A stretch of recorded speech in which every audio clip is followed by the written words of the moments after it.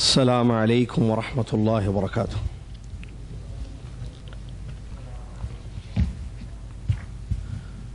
الحمد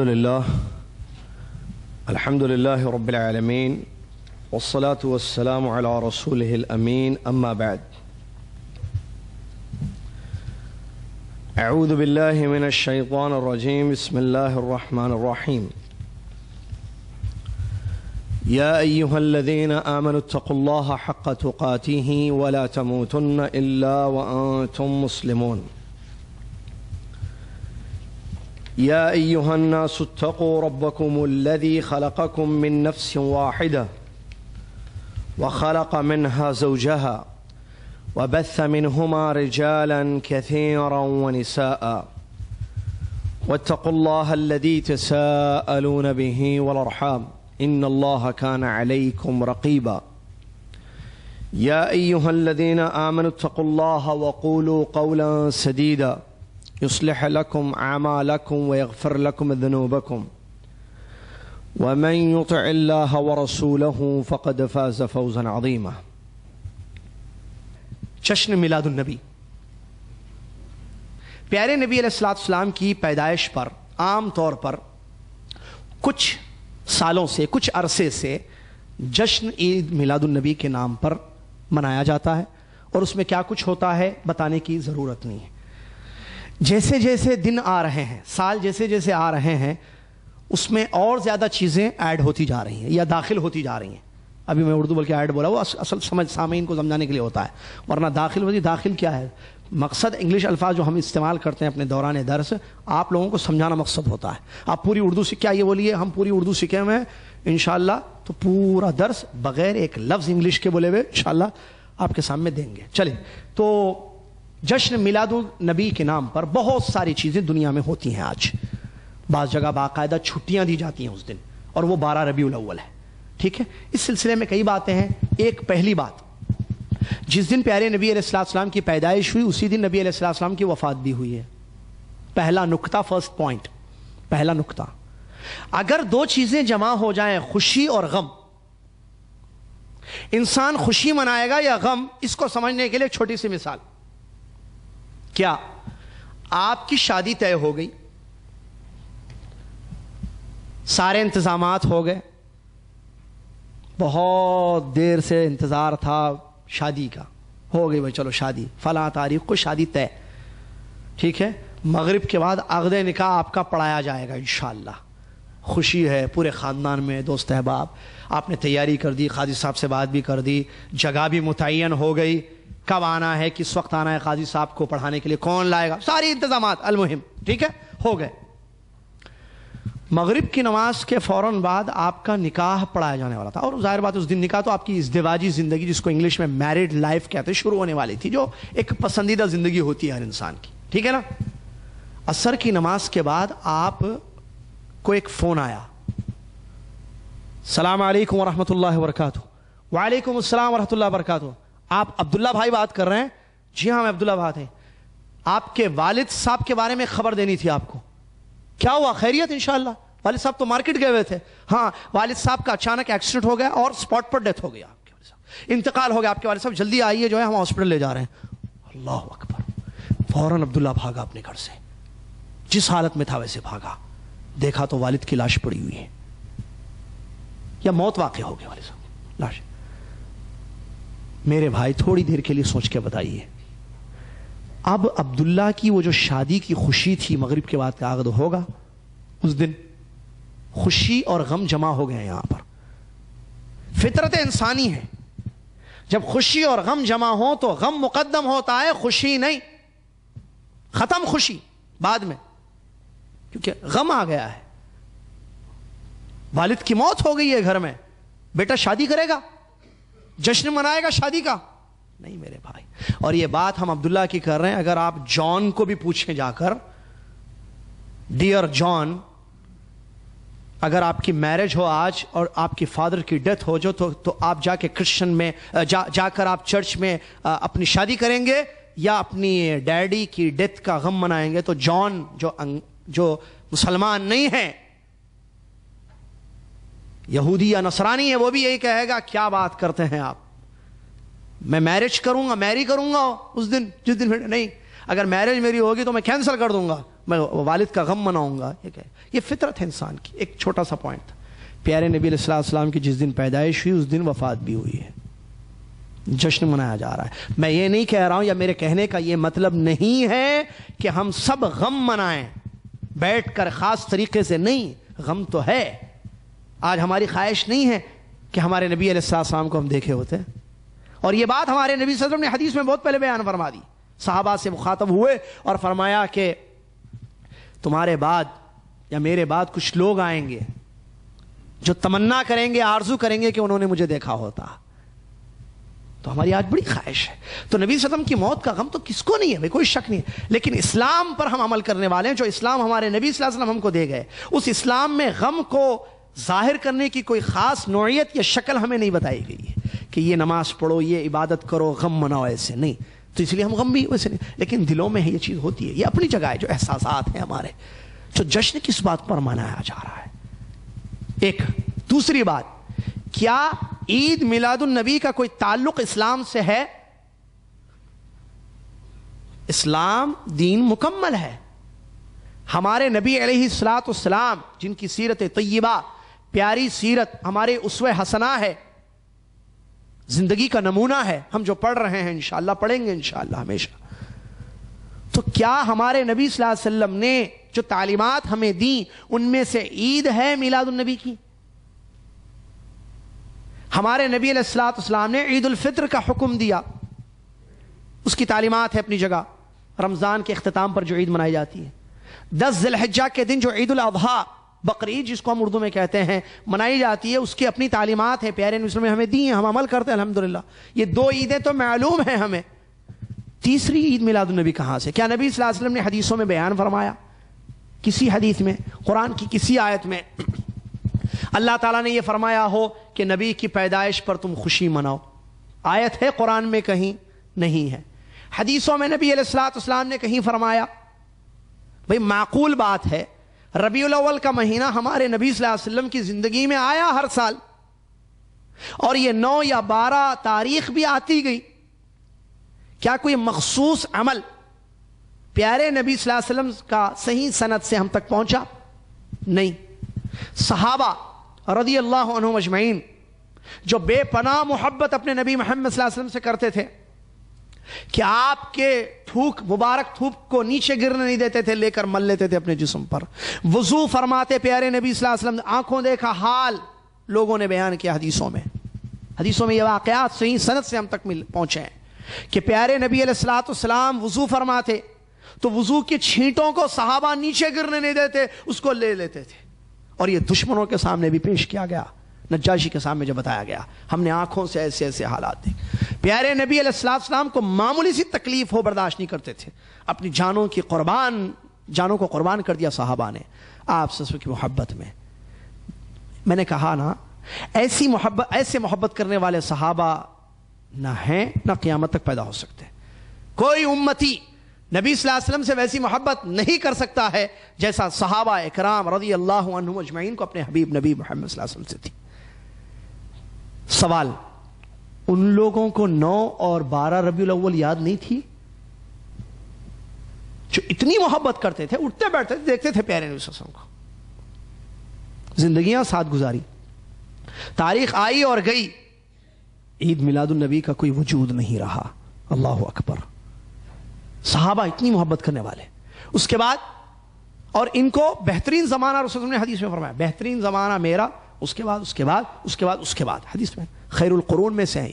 تابعین کا دور آیا، بڑی ہستیاں، بزرگ اولیاء آئے، سعید بن مسیب رحمۃ اللہ علیہ جیسے، حسن بصری رحمۃ اللہ علیہ جیسے لوگ آئے، امام قتادہ رحمۃ اللہ علیہ جیسے بزرگ تشریف لائے.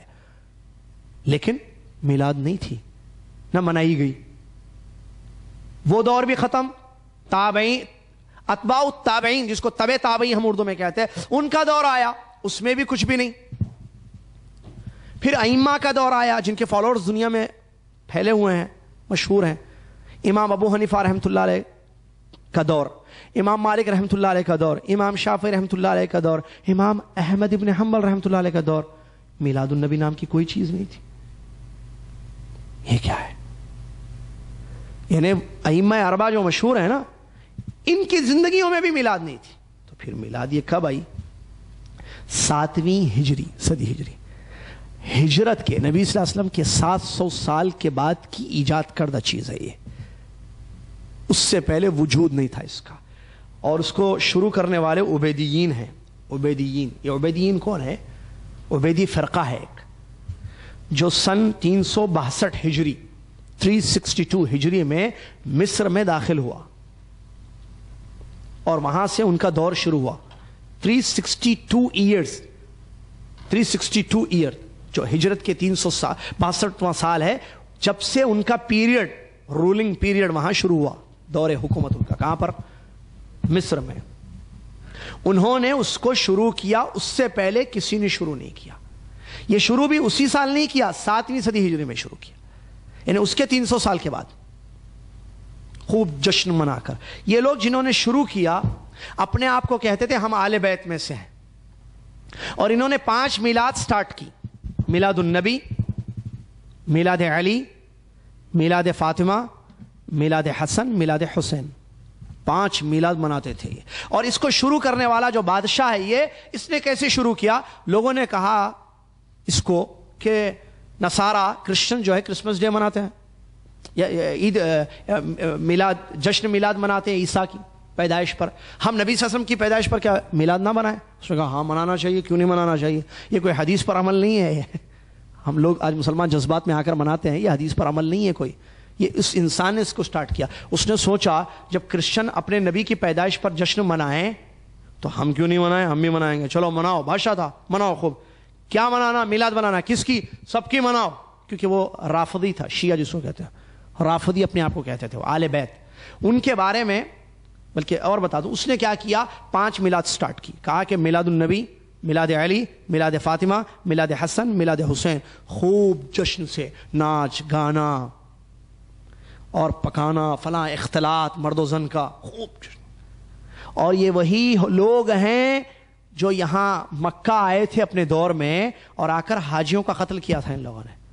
سنیوں کے دشمن، بلکہ مسلمانوں کے دشمن. میں آگے بتاؤں گا. ایک دروازے سے آئی، آل بیت کے ڈور سے جو ہے مسلمانوں میں داخل ہوئی ہے. دعویٰ کیا کہ ہم آل بیت میں سے ہیں، یہ عبیدیوں نے. ٹھیک ہے. حاجیوں کا قتل کیا ان لوگوں نے اور حجر اسود کو چرا کر مصر لے گئے. حجر اسود آپ نے دیکھا ہے؟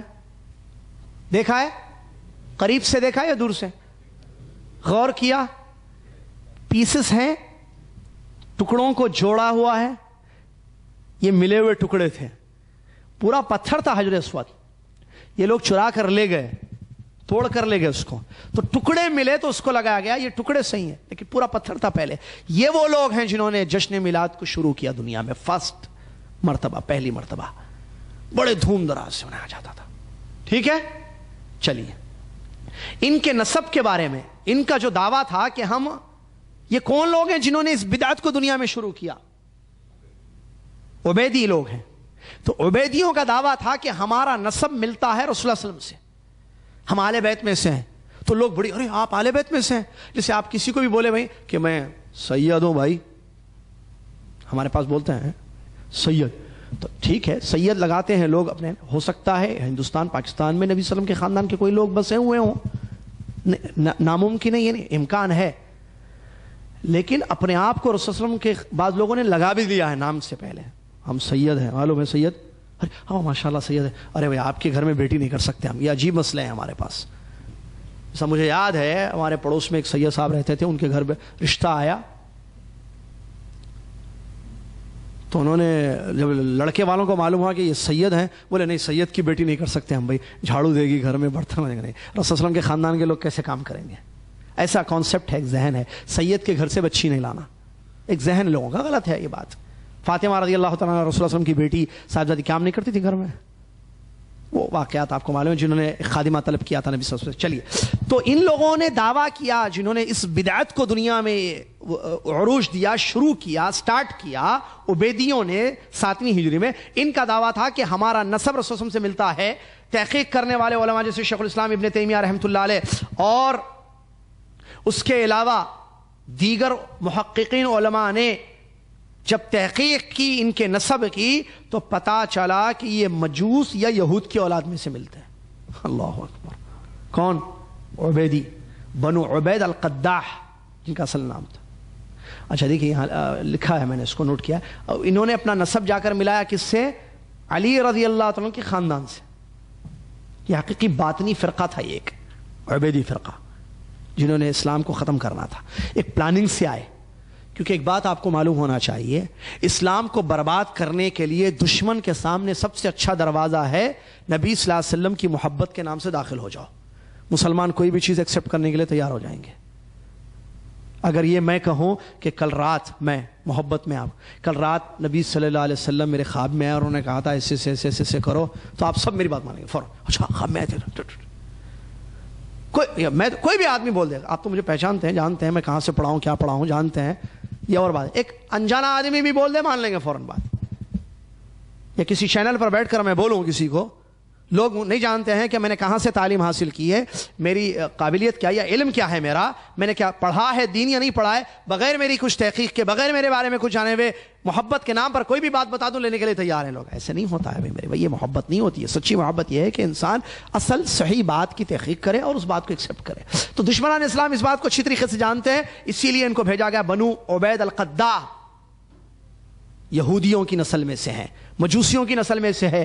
داخل ہوئے اور انہوں نے ہی اس بدعت کو شروع کیا جو باطنی فرقہ ان کا تھا، اور انہوں نے جو ہے اس کو دنیا میں. اب جب سے وہ چیز شروع ہوئی تو آج تک ہے. آپ جب دیکھتے ہیں اس سے پہلے کسی نے نہیں کیا. تحقیق کر لیں آپ.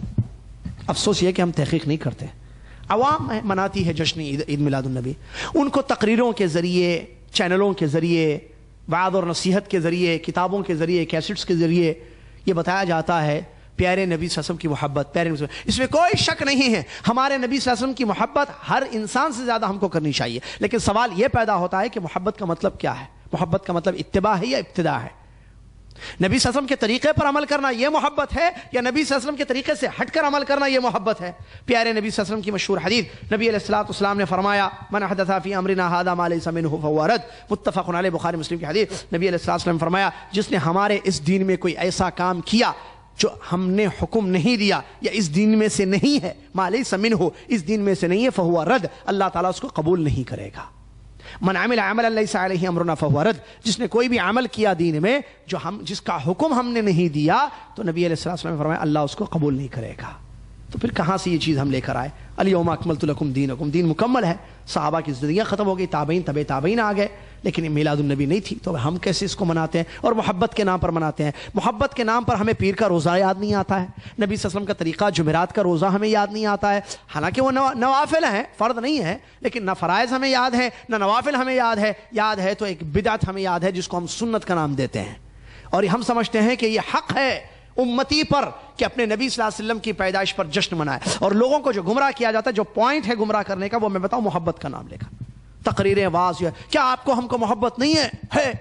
جس تقریر کروں جوشیلی میں محبت، جذباتی تقریر، کہوں کہ میرے بھائی آپ تھوڑی دیر کے لیے سوچئے، آپ کے گھر کوئی بیٹا پیدا ہو، آپ کے گھر کوئی بیٹی ہو، خوشی نہیں ہوگی. خوشی میں کیا کریں گے؟ کوئی لڈو بانٹے گا، کوئی مٹھائیاں تقسیم کرے گا، کوئی کچھ کرے گا، کوئی کچھ کرے گا. میرے بھائی ہماری اولاد کی پیدائش پر ہم اتنی خوشیاں منائیں. محمد صلی اللہ علیہ وسلم جو دنیا کے نبی رحمت للعالمین بن کر تشریف لائے، ان کی پیدائش پر کیا ہمیں جشن نہیں منانا چاہیے؟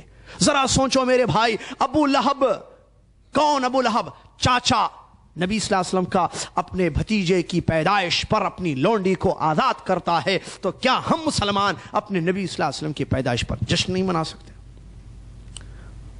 تبت یدا ابی لہب وتب ما اغنى عنہ مالہ وما کسب. یہ قرآن ہے، اللہ تعالیٰ نے قرآن میں فرمایا. ابو لہب ہمارے لیے دلیل نہیں ہے.